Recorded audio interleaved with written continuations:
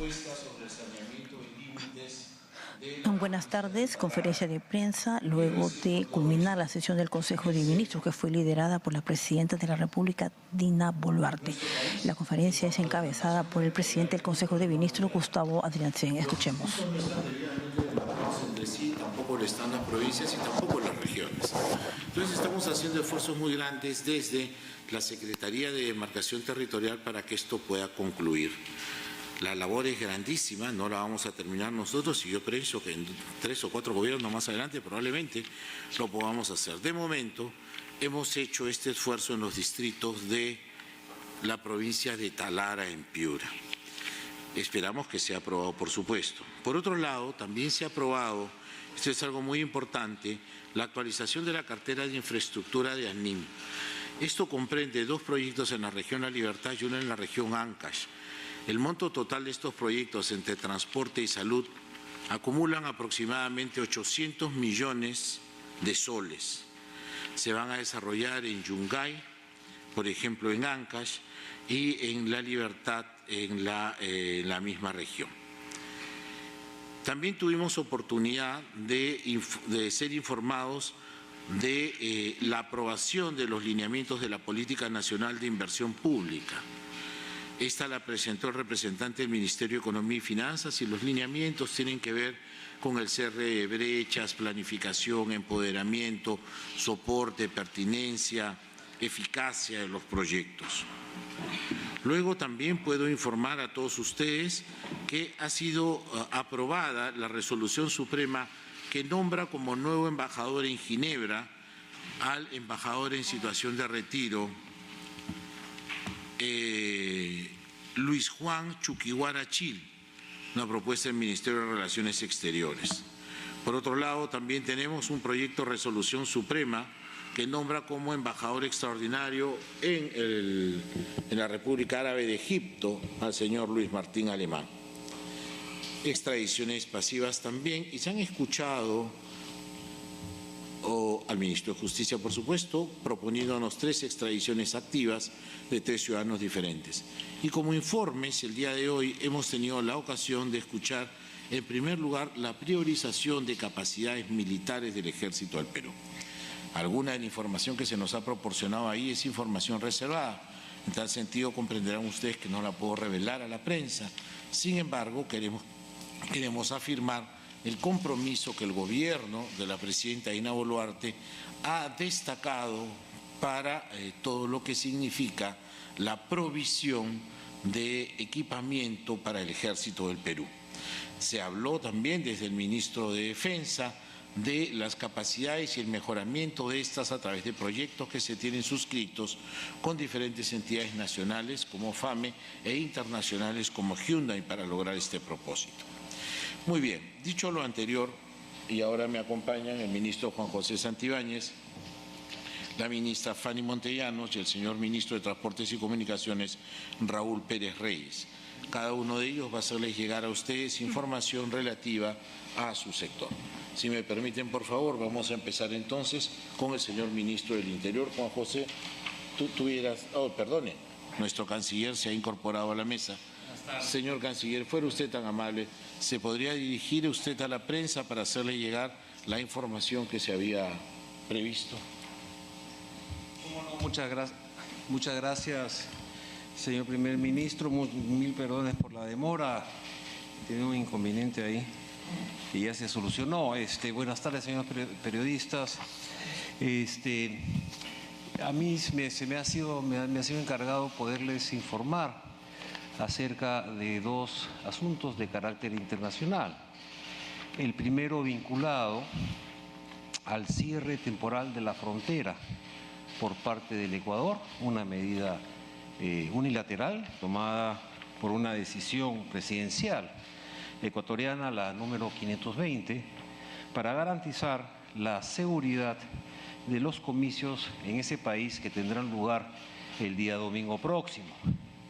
Según se nos informó, primero verbalmente y luego con una nota diplomática, en los días subsiguientes, esta es una medida que se toma por razones de seguridad e implica el cierre de la frontera terrestre, tanto norte del Ecuador como sur, es decir, con el Perú y Colombia del Ecuador, con ese país, por espacio de 3 días, el día sábado, el día domingo y el día lunes, para que las Fuerzas Armadas ecuatorianas puedan garantizar la seguridad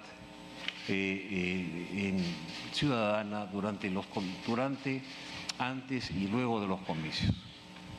Esta es una medida que es conforme al derecho internacional. Tienen ellos razones de seguridad importantes, viven en un estado de excepción, sabemos, y por eso ellos, los ecuatorianos, los amigos ecuatorianos, tienen en las calles patrullando a sus Fuerzas Armadas, lo que normalmente sabemos no es el caso, sino en medidas o con medidas excepcionales. Lo importante también señalar de esta decisión 520, decisión presidencial 520, es que lo que se impide es el ingreso de personas extranjeras al Ecuador. En otras palabras, los ecuatorianos, como no podía ser de otra manera, pueden regresar a su país si es que estos se encuentran afuera. Tampoco se impide que personas extranjeras, digamos peruanos, puedan salir del territorio ecuatoriano. Esta es una medida entonces que se ha tomado por 3 días, una cuestión temporal, y que nosotros estamos muy atentos y en coordinación con las autoridades ecuatorianas, con la Cancillería ecuatoriana, para ver de que esto se normalice lo más pronto posible. No me queda sino desearles en nombre del gobierno del Perú, a los hermanos y hermanas del Ecuador, que tengan unas muy buenas elecciones, unos comicios pacíficos, democráticos y transparentes, y que por supuesto gane el mejor. Muchas gracias, señor presidente del Consejo de Ministros, en este tema.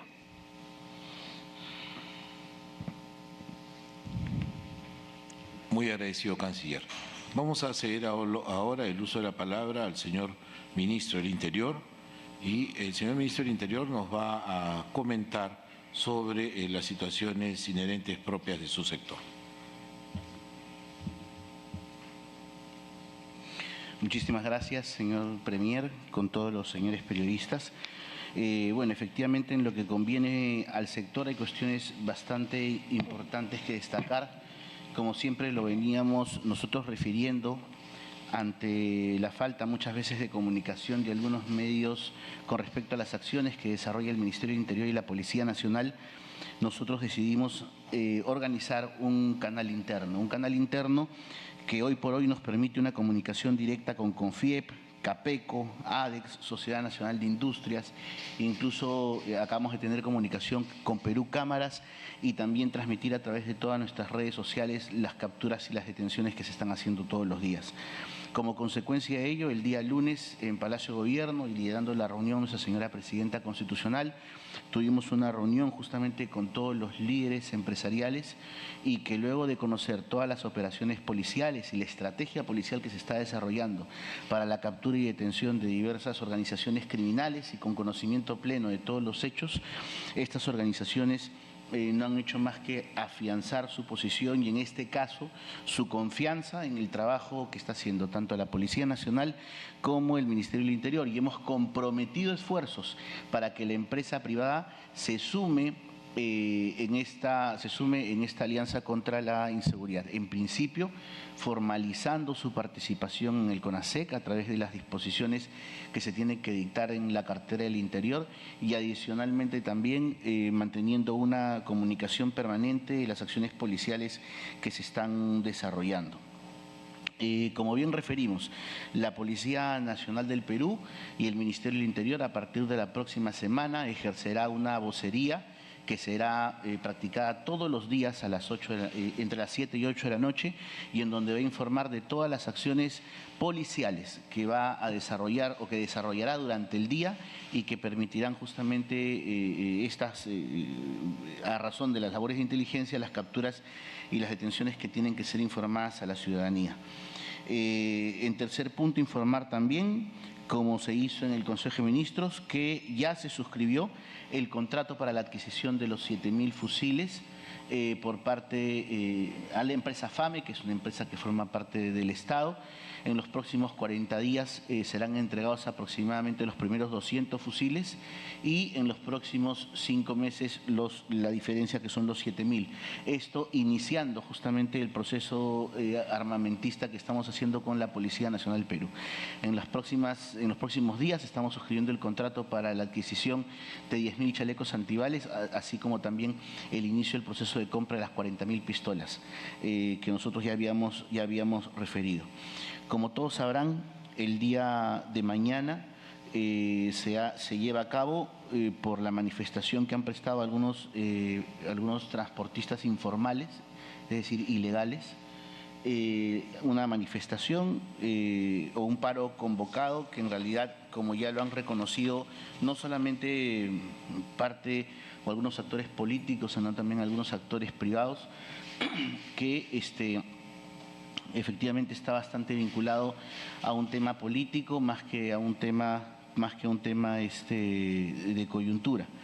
Entonces nosotros, no obstante ello, es un derecho constitucional de todas las personas salir a marchar o salir a expresar sus ideas, siempre y cuando eso no signifique una afectación al patrimonio público o privado o a la integridad de otras personas. Así que desde el Ministerio del Interior nosotros estamos no solamente continuando con la lucha contra la inseguridad, sino también vamos a acompañar a quienes resuelvan marchar, pero también brindar protección a quienes no decidan hacerlo y que decidan desarrollar sus actividades laborales o habituales de manera normal. Lo que sí hay que ser bastante claros es que la Policía Nacional no va a permitir bajo ningún contexto ningún conato de violencia o de afectación al patrimonio público o privado o la integridad de ninguna persona. Vamos a acompañar a las personas que van a marchar, pero lógicamente al lanzamiento de la primera piedra el diálogo se termina y lo que va a hacer la Policía Nacional es actuar dentro del marco constitucional como siempre lo ha hecho. Y finalmente, señor Premier, referirme también a una noticia que se había comentado por algunas redes sociales en donde el señor alcalde de la ciudad de Piura presumiblemente habría manifestado que no tener resultados en la inseguridad pediría a los congresistas de la ciudad que impulsen una interpelación contra este ministro. Me comuniqué telefónicamente con el alcalde Gabriel Madrid por una sencilla razón, porque nosotros estamos viajando constantemente a Piura y estamos desarrollando actividades.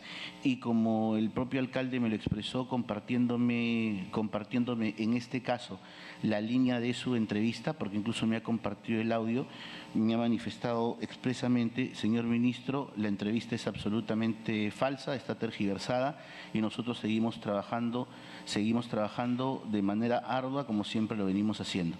Entonces esto pues no es más que una muestra adicional de algunos medios absolutamente parcializados que ya inventan, que están saliendo de todo contexto y estamos con todo el tema.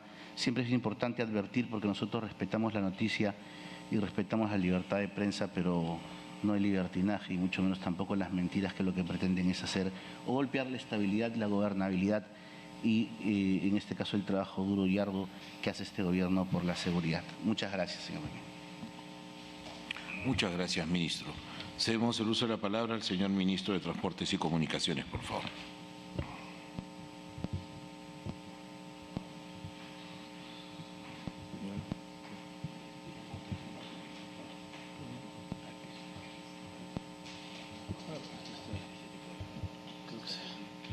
Sí, ahora sí.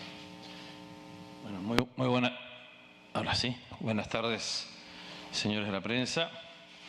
Informar, Premier, que en relación con los problemas que hubo en Huancavelica, hemos tenido el día 3 de febrero, el lunes 3 de febrero, reunión con distintos representantes, tanto de locales regionales y de las distintas comunidades que están afectadas por la vía nacional, que es Huancavelica, Santa Inés Rumichaca y Santa Inés Pampano. Lo que se ha planteado como consecuencia de este diálogo con los distintos actores sociales es que les planteamos que tenemos ya un pool de maquinaria en la zona y cuadrillas de trabajo en la ruta Huancavelica-Santa Inés, donde se están ejecutando trabajos de conservación a cargo de nuestra unidad zonal de Provías Nacional. Se va a incrementar progresivamente el pool de maquinaria hasta contar con 4 frentes de trabajo que preserven la transitabilidad con un mantenimiento permanente. Además, también se explicó que del tramo Huancavelica-Santa Inés el expediente va a estar aprobado en abril de este año y en julio del 2025, o sea, en julio de este año, iniciamos la convocatoria para la construcción de esta obra, que son 72 kilómetros y una inversión de aproximadamente 243 millones de soles. También está el tramo de Santa Inés Rumichaca, el expediente se aprueba a fines de este mes y se convoca para junio del 25. Esto es una vía con una longitud de 30.6 kilómetros y se estima una inversión aproximada de 85 millones de soles. Y también el tramo Santa Inés Pampano, que tiene un expediente técnico que tiene una longitud de 104 kilómetros y que esperamos que se concluya en noviembre de este año con una inversión de 404 millones de soles, de forma tal que tendríamos a lo largo de toda esta vía ya una vía pavimentada, con pavimento asfáltico, que evitaría los problemas que han estado teniendo los últimos años debido al mal mantenimiento de la vía. Y además también mencionar que en el septiembre del año pasado ya iniciamos la ejecución del servicio de conservación por niveles de servicio en una parte importante, en Pampano, Santa Inés, Huancavelica, Iscuchaca y Rumichaca, Santa Inés, Toyo, Castrovirreina. Estamos cubriendo ahí 422 kilómetros con una inversión de 174 millones de soles de mantenimiento hasta que las vías estas, en el marco de los expedientes que mencioné previamente, estén construidas totalmente. El 31 de enero de este año también se firmó el contrato de conservación por niveles de servicio en el desvío imperial Pampas, Churcampa, Mayuc, la mejorada Acobamba, Marcas, Puente, Ayoguachay, que tiene una longitud de 334 kilómetros y una inversión de 393 millones de soles. Aquí lo que hemos hecho es tener un espacio de diálogo con las comunidades y por eso es que el día de ayer se firmó un acta y se ha levantado ya la protesta que ellos estaban planteando por el problema de mantenimiento de esta vía. En relación con el paro de transportistas, Premier, mencionar ahí que se han tenido una serie de diálogos con distintos gremios de transportistas y como bien mencionó el ministro de Interior, todos estos gremios de transportistas nos han manifestado que no van a incorporarse a esta propuesta de paro que está haciendo un grupo de transportistas asociados al transporte informal, que además hay que hacer la mención que son los principales beneficiarios cuando logran paralizar una ruta, porque se paraliza la ruta formal y aparecen los transportistas informales. Entonces, con lo cual, estas convocatorias pareciera ser que estuvieran destinadas a hacerle el juego a quienes hacen el transporte informal y que, aprovechando ciertas rutas, suben el precio de los pasajes en estas rutas. O sea, es claro que esto no está bien y que estamos hablando de alguien que utiliza la figura de la seguridad pública para intentar generar ingresos para quienes están dedicados a la actividad informal, además de que se ha manifestado en distintos medios que les hacen eco a estos señores, que van a participar en movimientos políticos. O sea, yo creo que va quedando claro que lo que está atrás de esto es una motivación política. Solo los invito a que revisen quiénes son los líderes. La mayor parte de ellos han sido candidatos al Congreso en las últimas 2 elecciones. Entonces creo que tenemos que tener claro que estamos ante personas que, más que buscar representar legítimamente la preocupación de seguridad ciudadana de los transportistas, lo que están es preocupados por promover políticamente una agenda y utilizando la figura de la seguridad ciudadana en materia de transporte como un elemento que coadyuve su campaña política, ¿no? Yo creo que eso hay que dejarlo claro. Y no es que eso esté malo. Lo que está malo es que digan que están preocupados por la seguridad ciudadana cuando la verdad lo que están buscando es haciendo una actividad de proselitismo político. Y legítima también en una democracia, pero creo que hay que ponerse la camiseta completa y no esconderla, ¿no? Por si acaso, lo que hemos hecho en coordinación con la Policía Nacional, porque los gremios regulares, estamos hablando de más de 22.000 unidades de transporte, nos han pedido que reforcemos la seguridad ciudadana, se ha coordinado ya con la Policía Nacional y con las Fuerzas Armadas para que eso así sea. Además tenemos 156 cámaras de la Municipalidad de Lima, más de 365 cámaras de vigilancia de la ATU y también un grupo importante de cámaras de vigilancia de las distintas municipalidades que están hoy conectadas al centro de control de la Avenida España en la Policía Nacional.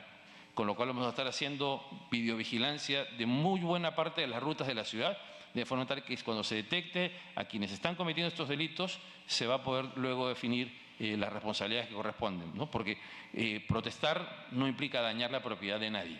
Protestar es legítimo, es un derecho democrático, creo que no está en discusión, pero dañarle el vehículo a alguien, bajándole la llanta, rompiéndole los vidrios, impidiendo su libre tránsito, sí implica un delito. Y creo que eso hay que sancionarlo como corresponde y de acuerdo a lo que la ley establece.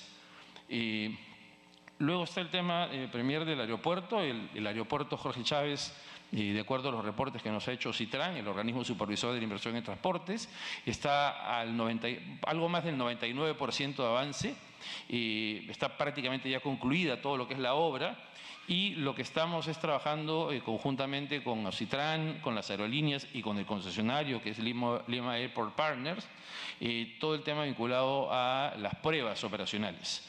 Y entonces tenemos una reunión justamente mañana con todas las aerolíneas. LAB nos ha presentado el día de ayer un cronograma para realizar las pruebas operacionales, tanto individuales como también integrales, que estas van a ocurrir entre el día 13 de febrero y el 13 de marzo, de forma tal que si todo sale bien, que esperamos que así sea, vamos a estar listos para poder inaugurar el aeropuerto tal cual se ha planteado el día 30 de marzo, ¿no?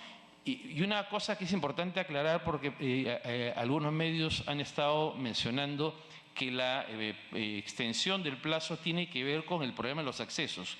Eso es incorrecto. La extensión del plazo tiene que ver con las pruebas operacionales dentro del aeropuerto. La problemática de acceso, que sin duda existe, no forma parte del contrato y no condiciona la fecha de apertura del aeropuerto.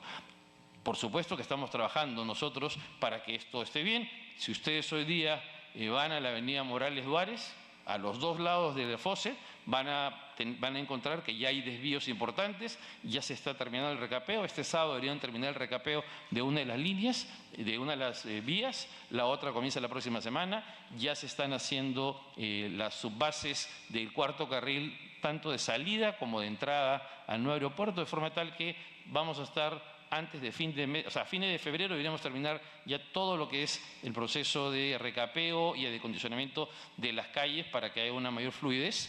Y también estamos trabajando el puente que se mencionó que va a estar sobre Morales Duárez con Fawcett. Uno de los primeros tramos de ese puente debería estar antes de la tercera semana de marzo. Estamos trabajando para eso. Esperemos que en una semana y media comience a ponerse ya el pilotaje y a ponerse los pilares de ese primer puente. Y adicionalmente a eso también ya conversamos con la Municipalidad del Callao en un segundo momento, que va a ser seguramente hacia el mes de mayo o junio de este año, comenzar también unos puentes en la avenida Fawcett, para que van a estar sobre la avenida Argentina y sobre la avenida Venezuela, de forma tal que el tránsito por la avenida Fawcett sea un tránsito fluido, que no tenga ya semáforos y que permitan llegar con mayor prontitud al aeropuerto y de una forma bastante ágil. Y luego mencionar también el tema del acceso. Se ha mencionado en algún momento el tema del acceso peatonal y esto tiene un argumento que es errado. Porque hoy los 17.000 trabajadores del aeropuerto, que trabajan en el aeropuerto, y las casi 85.000 personas que asisten diariamente al aeropuerto para poder salir o despegar o aterrizar del aeropuerto, no van peatonalmente al aeropuerto. Ellos llegan en transporte público, una parte importante de ellos, y desde la puerta del aeropuerto que llegan en transporte público, caminan 200 metros para entrar al aeropuerto. Entonces, ¿qué es lo que va a ocurrir con el nuevo aeropuerto? Exactamente lo mismo. Hay 4 rutas que se llaman aerodirecto que van a permitir la entrada al aeropuerto y que van a dejar a las personas a 200 o 250 metros del aeropuerto, tal cual ocurre el día de hoy. Entonces es importante entender eso. O sea, que no es que haya alguien, hoy nadie llega caminando al aeropuerto. O sea, es imposible, o sea, salvo que uno vive frente a, ¿cómo se llama?, en la calle de Tomás Valle, a una cuadra del aeropuerto. Todas las demás personas llegan en servicio público y va a pasar exactamente lo mismo, ¿no? Y entonces, y la otra cosa que estamos trabajando, ante la decisión de la línea 2 de no hacer el túnel subterráneo para llegar al aeropuerto por el metro, por la parte de abajo, lo que vamos a plantear, de hecho estamos trabajando ahorita la propuesta, espero que tengamos este fin de semana o la próxima ya una solución más o menos redonda. Vamos a hacer un monorriel que sale del actual terminal y ese monorriel va a parar en la estación Quilca y luego va a ingresar al nuevo aeropuerto, a una estación dentro del aeropuerto, ¿no? O sea, estamos hablando de un tren elevado similar al de la línea 1 del metro, que va a recurrir este espacio, ¿no? Entonces, de forma tal que, pero esto es una solución de mediano plazo, que la vamos a comenzar a activar, espero, muy pronto. Y la última, Premier, disculpe que me olvidé mencionando, en el caso de Santa Inés Rumichaca, hoy día se aprobaron los lineamientos de la inversión pública del MEF, y hay un tema bien importante que justamente se ha planteado ahí, es el tema de la posibilidad de utilizar obras de administración directa en situaciones de emergencia.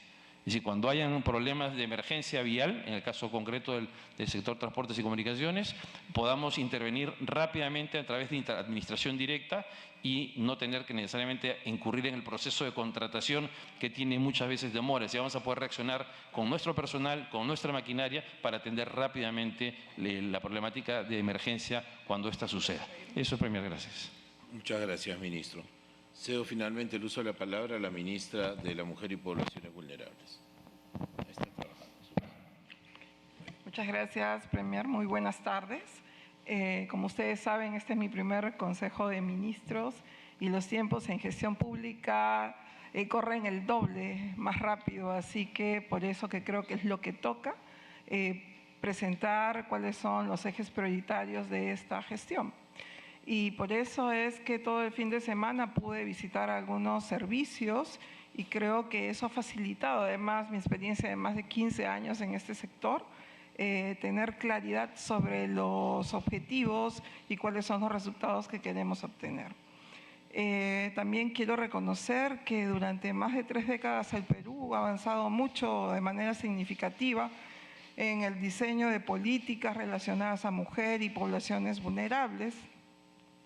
Hay un reconocimiento a eso, yo voy a continuar con lo avanzado por mi antecesora también, y en relación a ello quiero decirles que por más avances que hay todavía no es suficiente. La métrica, las estadísticas nos dice que tenemos que tener mayor esfuerzo, y por eso es que en relación a los ejes prioritarios tengo 2 ejes transversales y 3 ejes temáticos. Primero es el fortalecimiento de las políticas. Tenemos 4 políticas nacionales en el MIM y para la implementación de estas políticas exige una articulación constante de manera intersectorial, intergubernamental, con la población para poder alcanzar estos resultados e ir moviendo la aguja para cambiar las historias de miles de mujeres, de niños, niñas, adultos mayores, personas con discapacidad y lograr el bienestar de las mismas, ¿no? Entonces,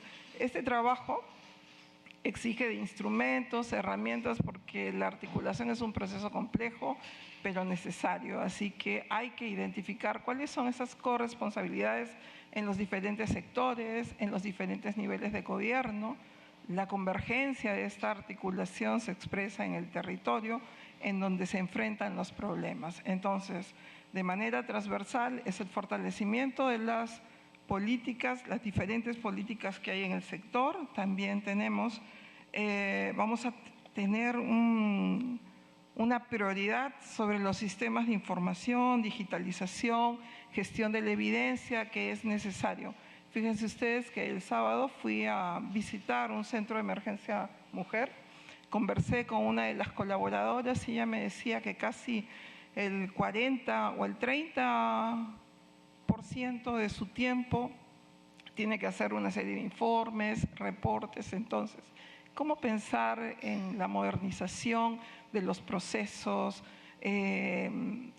inyectar tecnología, innovación para que los servicios lleguen con calidad y oportunidad a quienes están esperando de que el Estado responda con protección, con acompañamiento, seguimiento, ¿no? Así que esa es otra línea que quiero inyectar en el sector, y 3 ejes temáticos que tienen que ver con el fortalecimiento de los sistemas de protección.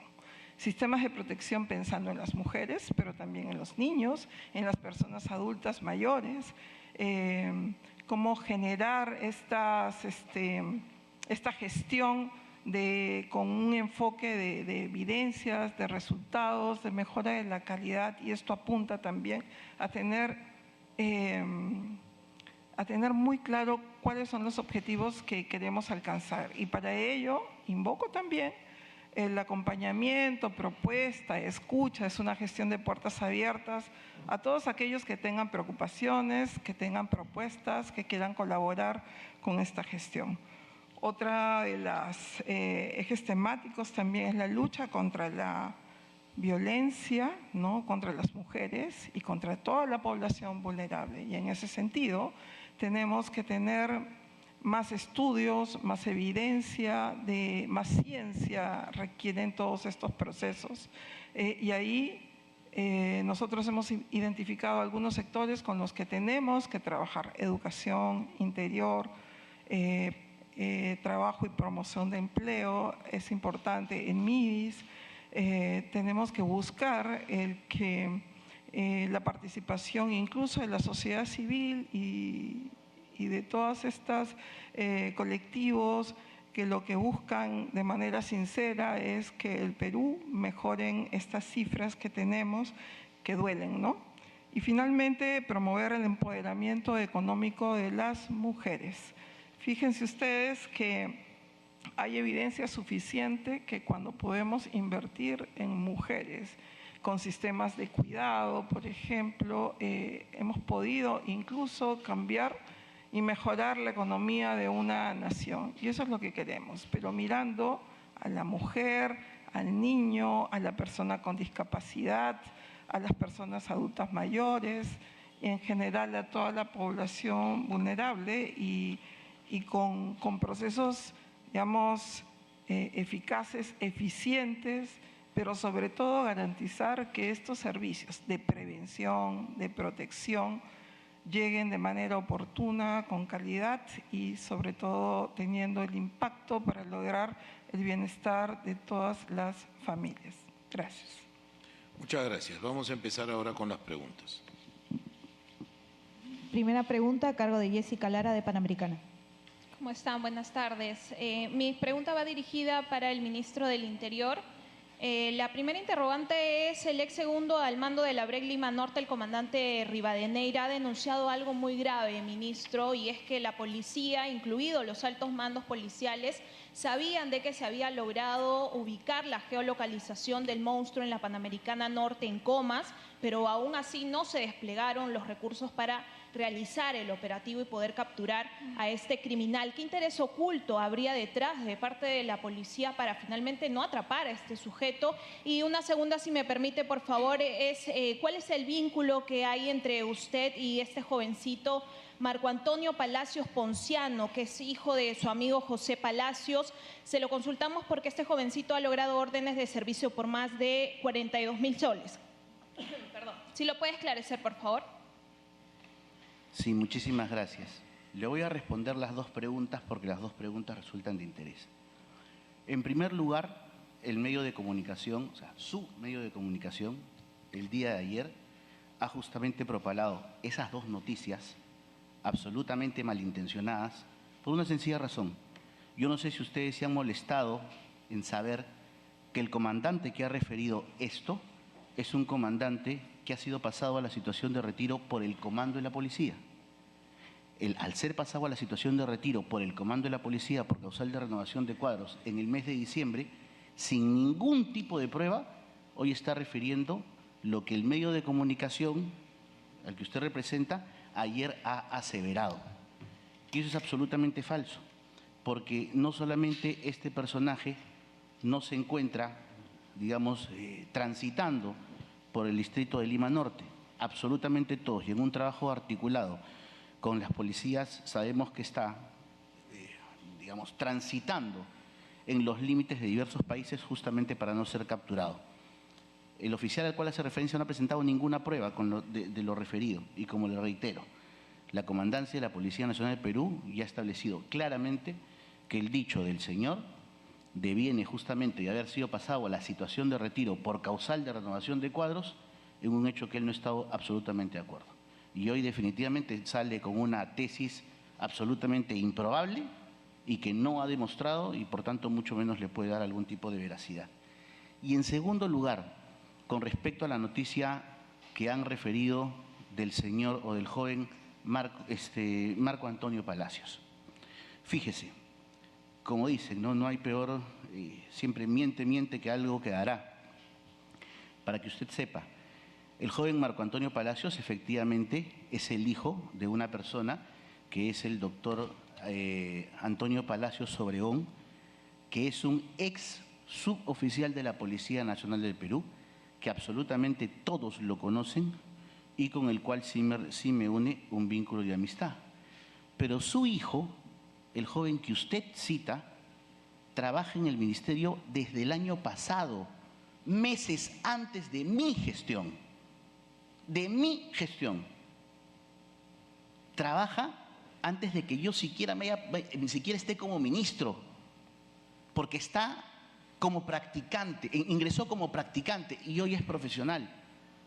Y por otro lado, tampoco es que trabaje en el Ministerio del Interior, trabaja en Saludpol, que es la Superintendencia de Salud, que es absolutamente independiente al Ministerio del Interior y que maneja los fondos de salud.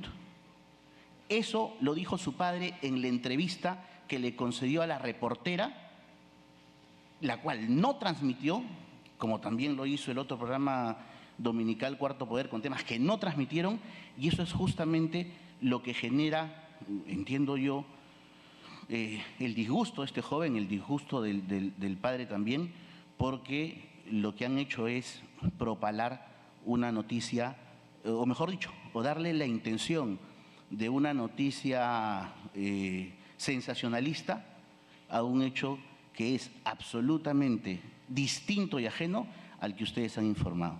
Gracias. Siguiente pregunta, por favor. Siguiente pregunta de Omar Coca, de Exitosa. Ministros, compañeros periodistas y a todo el Perú, estamos en vivo para Exitosa. Dos preguntas cortas, sí, cerradas. En primer lugar, para el ministro del Interior, Juan José Santibáñez. Se ha podido mencionar en esta conferencia que se va a implementar un nuevo, en este caso, canal de comunicación para todas las personas, en este caso, ya que, según usted ha podido indicar, los medios de comunicación no estaríamos ejerciendo bien nuestro papel al momento del trabajo de la policía. En el marco de eso, recordarle también que en este caso, un medio periodístico le brindó la oportunidad de presentar a los criminales, en este caso más ranqueados. Hubo errores, aparte de los cuestionamientos que usted tiene, quisiera saber si usted internamente se ha podido disculpar con el empresario y el serenazgo de la Municipalidad de Lima, y en caso, si no lo ha hecho, por favor, aproveche que todo el Perú le está escuchando. Y por otro lado, la ministra de la Mujer, Montellanos, puntual, ¿usted está a favor de que se una su cartera con el MIDIS? Las respuestas las van a dar cada uno de los ministros indicados. Juan José y Fanny, por favor. Muchas gracias. Fíjese, no es algo que el ministro diga, es algo que ocurre. Y a diferencia de su pregunta, que es bastante subjetiva, yo sí le voy a decir 4 supuestos en los que se advierte claramente que muchos medios de comunicación no informan adecuadamente el trabajo de la policía.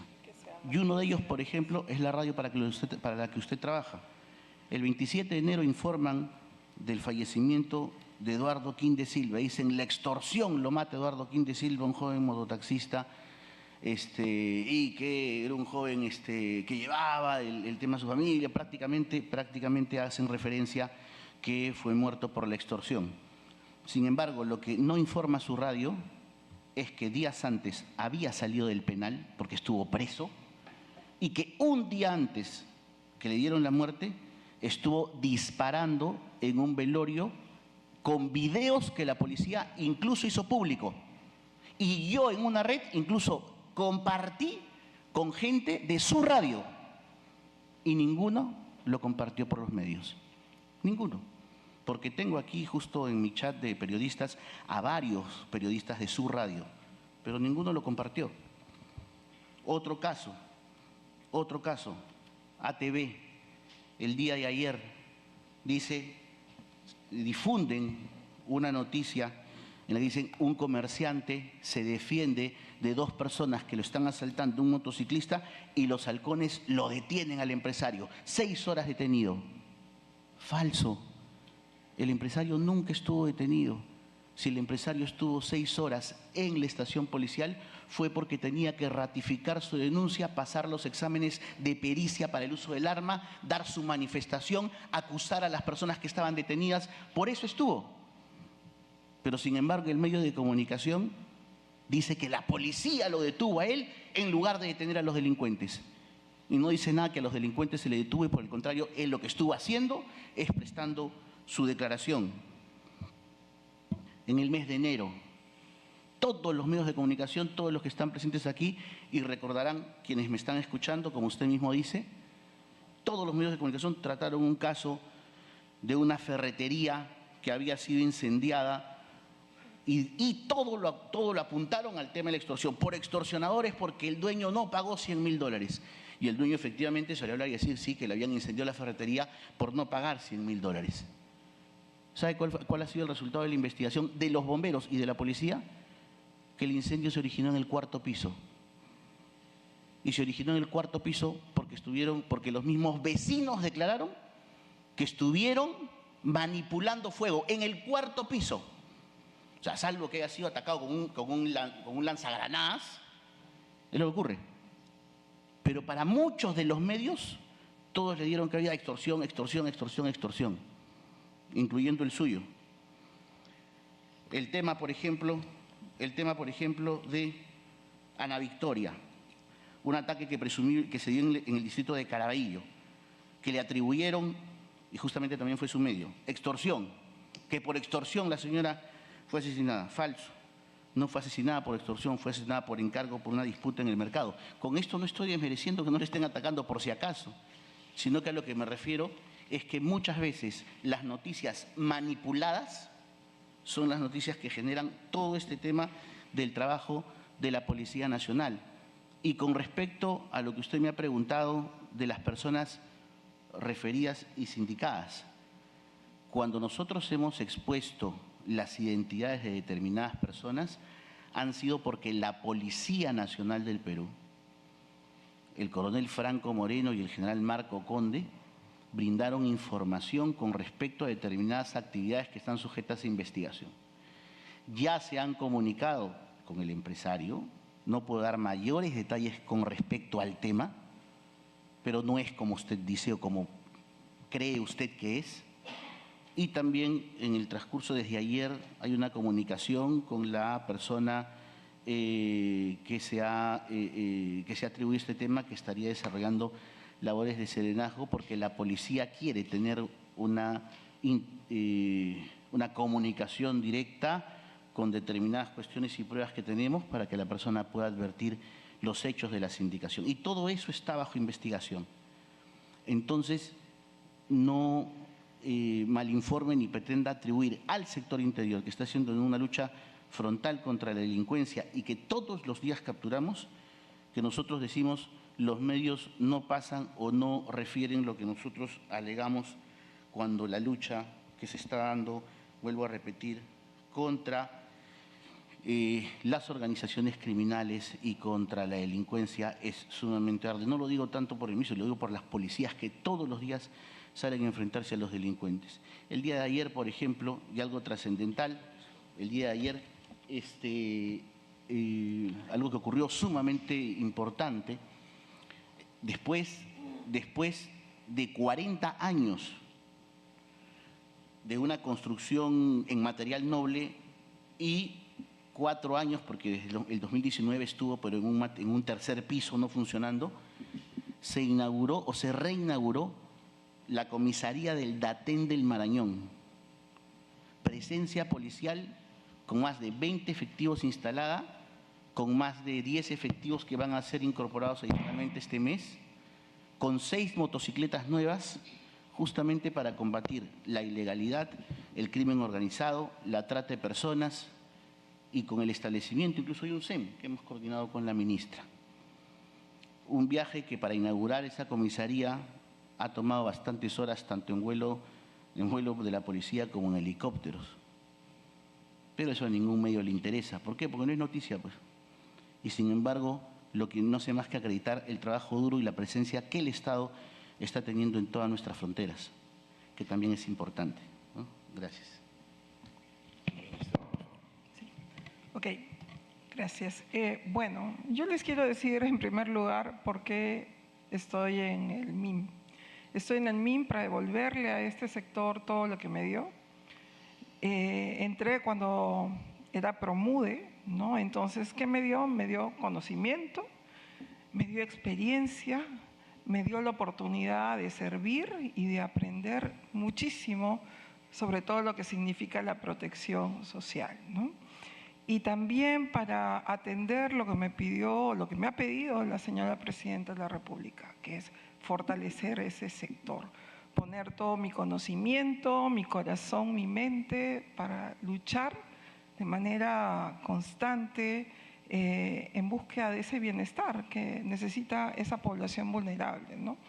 Y en relación a la fusión, yo estoy y siempre voy a estar de acuerdo con todos los instrumentos y estrategias y decisiones que se tomen para buscar eficiencia y eficacia, ¿no? Y ya lo ha dicho el Premier y lo he dicho yo también en mi primera entrevista en los medios, es que es un tema que lo está trabajando un grupo en la presidencia del Consejo de Ministros y estaremos atentos a estos resultados. Gracias.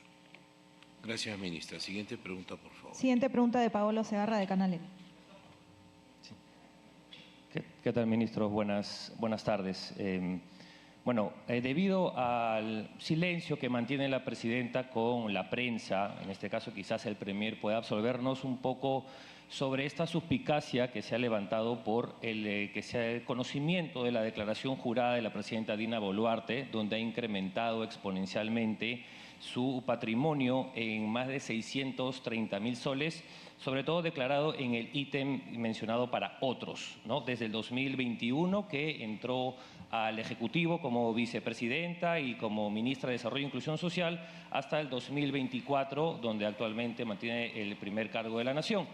Y añadiendo a eso otra consulta, ustedes han recalcado de que el paro de transportistas es el paro de un sector ilegal de transporte. Sin embargo, lo que piden también, aparte de haber politizado ustedes esta marcha o mencionado que es política, piden seguridad. Seguridad que pide toda la población también, ¿no? No solamente los transportistas que se van a manifestar, seguridad que, por cierto, la población también de alguna manera ha rechazado las declaraciones del ministro del Ambiente, que el día de ayer ha mencionado que las personas de su condominio se sienten seguras. Entonces, esto de alguna manera, la seguridad es lo que se pide. ¿Qué acciones se están tomando a cabo para ello? Gracias.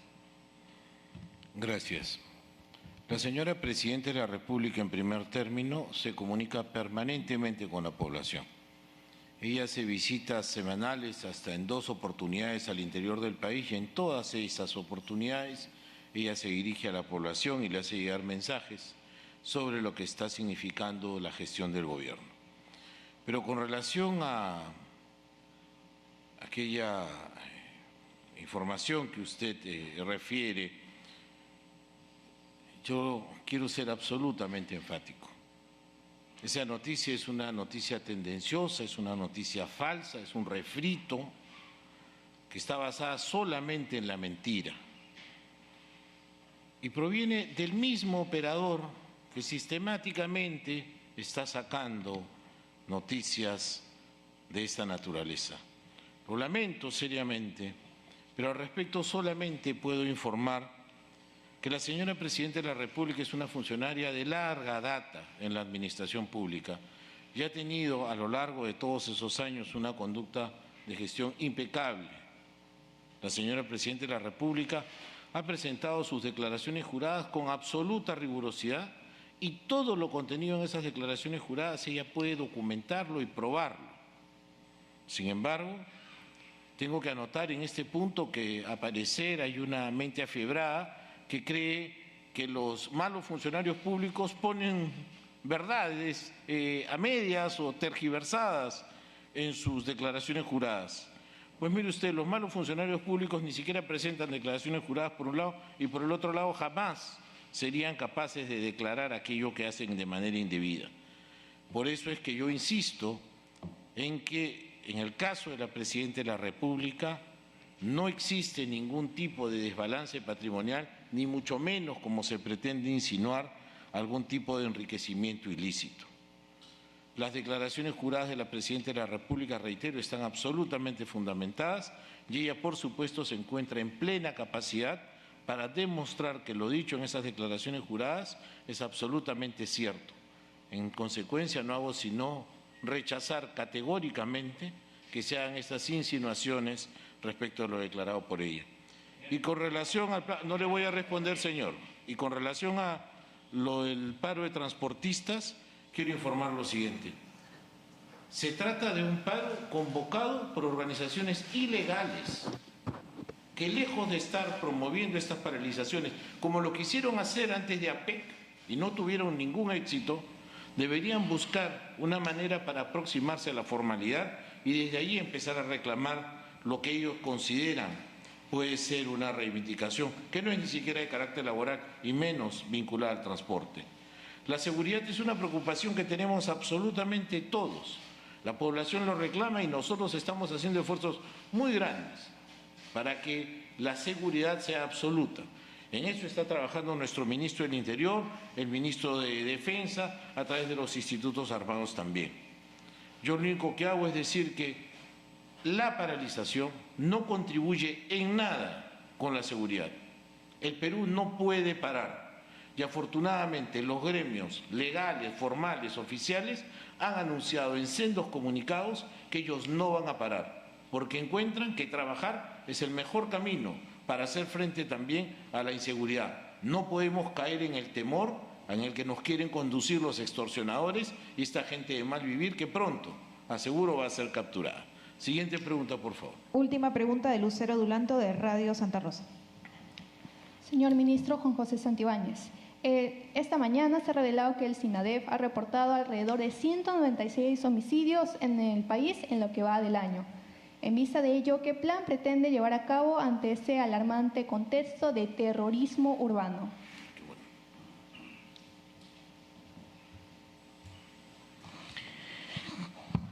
Muchísimas gracias por la pregunta, porque me permite explayar unos temas que resultan ser importantes. Fíjense, la propuesta, y esto recordaremos que la propuesta de terrorismo urbano nació del Ejecutivo. Y es una propuesta que cuando fue elevada al Poder Legislativo, hubieron algunos cuestionamientos y finalmente no se adoptó esta medida. Ahora bien, la figura del terrorismo urbano ¿es que acaso solamente está relacionada a un incremento de penas? No. Algunas personas consideran que se quiere denominar terrorismo para darle una pena de cadena perpetua o para darle otro tipo de sanción penal. El calificar una conducta como una conducta terrorista, es decir, conducta social vinculada que tiene por finalidad generar terror, trae otras consecuencias.